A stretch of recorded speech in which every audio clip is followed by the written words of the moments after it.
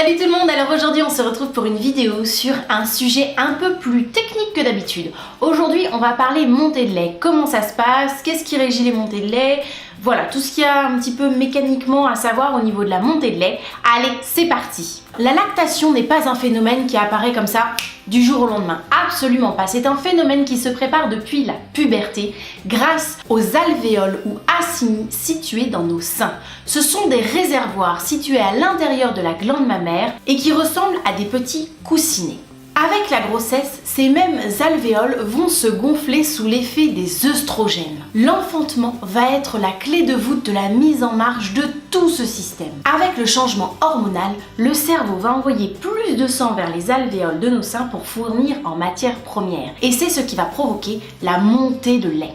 La montée de lait survient en général entre 2 et 5 jours après un enfantement. Des fois un peu plus tard en cas de césarienne. Mais pas de panique, ça viendra de toute façon. Le colostrum, jusqu'alors in the place, va alors tranquillement laisser la place à un lait de transition. Les seins deviennent alors plus tendus et plus gonflés. C'est un peu l'effet Lolo Ferrari, vous savez.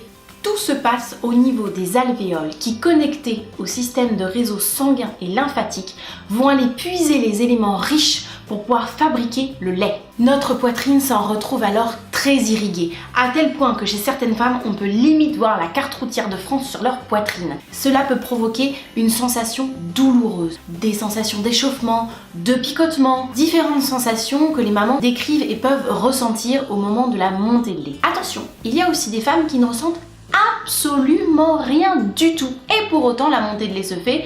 Il y a juste à regarder la taille de la poitrine qui change pour s'en rendre compte. Si on met bébé précocement au sein, c'est-à-dire dans les 2 heures post-enfantement, et s'il est mis régulièrement au sein dès les premiers signes d'éveil, alors la montée de lait va être vécue plus sereinement et elle sera plus progressive.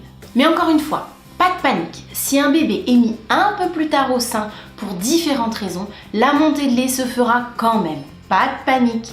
N'oublions pas que chaque femme est différente et chaque bébé téteur est différent. Une montée de lait pourra donc être très rapide chez certaines, un peu plus longue chez d'autres, douloureuse chez certaines, absolument indolore chez d'autres. Toujours est-il qu'on se retrouvera toutes avec les seins de Lolo Ferrari à un moment donné, ça c'est sûr. Ici perso, j'ai vécu 2 situations de montée de lait. Avec Titi, où j'ai eu une césarienne d'urgence, la montée de lait a quand même été très rapide puisque je me souviens que ma poitrine a pris du volume peut-être 2-3 jours après, 48 heures après je dirais quand même, hein. Donc ça a été assez rapide, malgré les médicaments, malgré la césarienne d'urgence, et absolument indolore. Les sages-femmes ont passé 5 jours de mon séjour à la maternité à me demander si j'avais mal au sein pour savoir si j'avais ma montée de lait.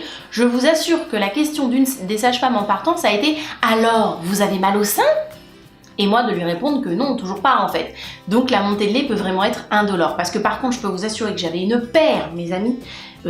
Ouais, c'était là. Et puis Titi en avait plein la bouche, donc c'était sûr que c'était là. Pour la puce, à contrario, j'ai eu une montée de lait pourtant avec une césarienne programmée, donc mieux vécue au niveau de l'impact psychologique, au niveau voilà des produits aussi utilisés, j'en ai eu moins dans le corps. J'ai eu une montée de lait dans les mêmes eaux, à peu près 48 heures, peut-être 3 jours pour la puce, je saurais plus exactement dire. Par contre, ce que je me souviens, c'est que pour la puce, eh bien en fait, j'ai tout simplement senti la montée de lait. Alors, sans être douloureuse, j'ai jamais eu de montée de lait douloureuse, j'ai quand même senti des picotements, un peu comme si ça chauffait, comme une sensation que ça me grattait un peu, voilà. J'étais une sensation de gêne, de picotement, un peu de chauffe, et puis que j'avais un petit peu envie de me gratter. Et en fin de compte, je me suis dit que la nature était très bien faite, puisque ayant déjà un grand, ma charge mentale était déjà un peu occupée, un peu prise, et de fait, j'étais peut-être moins attentive à la puce, alors pas à la maternité, parce qu'à la maternité on était que toutes les deux, donc j'étais vraiment centrée sur elle, mais effectivement une fois rentrée à la maison, et ben j'ai trouvé ça très pratique, j'ai trouvé que mon corps était vraiment très bien fait, avait très bien fait les choses, parce qu'effectivement avec un deuxième on se rend pas toujours compte des signes d'éveil, on est peut-être un petit peu moins attentif, et du coup de sentir les montées de lait et d'avoir ces petits picotements, ça me rappelait à l'ordre, et effectivement hein, il suffisait que je ressente un tout petit peu d'échauffement, et j'ai regardé ma puce et tout de suite effectivement elle avait envie de téter. Donc comme quoi la nature est très bien faite et il suffit tout simplement d'écouter notre corps. Si jamais votre montée de lait est douloureuse, surtout n'hésitez pas à en parler à l'équipe qui vous entoure. Car en effet, si la montée de lait peut être douloureuse et cela peut être normal, si toutefois vous avez des impressions étranges et que vraiment c'est trop douloureux et que la montée de lait se fait trop forte, il s'agira peut-être d'agir pour réduire la production de lait et éviter l'engorgement. Là encore, faites appel à l'équipe qui vous entoure.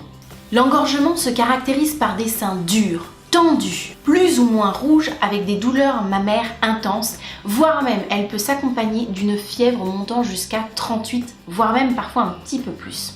Et j'en profite pour rebondir là-dessus. Et oui, on le dit peu, mais la montée de lait peut s'accompagner de fièvre. La maman n'a en aucun cas un souci. Ça arrive parfois, on a des mamans qui témoignent ou qui m'envoient des mails qui me disent je suis à la maternité, j'ai de la fièvre, ça ne va pas, il y a quelque chose qui va pas. Et bien en fait, une montée de lait trop forte ou parfois une montée de lait intense peut en effet provoquer de la fièvre, un peu les mêmes symptômes que pour une mastite, en fin de compte, un espèce d'état grippal où on n'est pas hyper bien. Donc surtout, en général, la montée de lait, en général, se produit quand vous êtes à la maternité, sauf en cas d'AAD, mais là, appelez votre sage-femme, il n'y a aucun souci là-dessus, j'en suis sûre. Mais dans tous les cas, pour la montée de lait, que vous soyez à l'hôpital, que vous ayez fait un accouchement à domicile ou en maison de naissance, surtout n'hésitez pas à faire appel à l'équipe médicale qui vous entoure. Elle saura vous accompagner sans aucun souci. Et comme je le disais, il peut y avoir le cas inverse d'une montée de lait très discrète. Alors là, plusieurs solutions. Soit la nature est hyper cool comme moi avec mon premier et franchement c'est juste que vous sentez rien et là c'est super cool. Ou alors tout simplement ça peut être dû à différents facteurs. Une mise au sein de bébé trop tardive après l'enfantement, des tétées trop irrégulières, une succion inefficace ou encore des tétées trop courtes. Dans le cas d'une montée de lait discrète avec une production de lait trop faible, il faudra alors agir pour augmenter la production de lait et réamorcer le processus de production lactée. Mais encore une fois, en général, les montées de lait ayant lieu dans un cadre où vous êtes entouré par des professionnels, surtout n'hésitez pas à faire appel à eux pour la moindre question. Surtout, n'ayez pas peur de les déranger. Combien de mamans m'envoient un mail mais j'ose pas appeler, j'ai peur de les déranger. C'est leur taf les filles, alors surtout n'hésitez pas à les déranger. Que vous ayez accouché dans une maternité, en maison de naissance ou chez vous à domicile, voilà, vous pouvez appeler les professionnels de santé qui vous encadrent, ils sont là pour ça. Et voilà, c'est tout pour moi pour aujourd'hui pour cette vidéo. Alors surtout, si vous avez aimé cette vidéo, comme d'habitude, je vous invite à la liker, à la partager. Et par contre, si vous avez des retours quant à vos montées de lait, surtout partagez-les en commentaire que l'on puisse discuter.